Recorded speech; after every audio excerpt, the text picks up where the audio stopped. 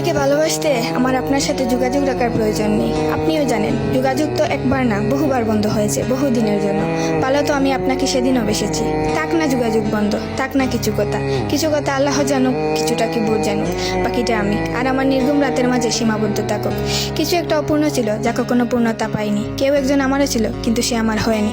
তারপর যাকে বহুবার দেখার পরেও মন ভরে নাই, তাকে আজ বহুদিন দেখি না। তোমাকে আজও পুরোপুরি ভুলে ওঠা হয়নি। তুমি আছো, তুমি রয়ে গেছো।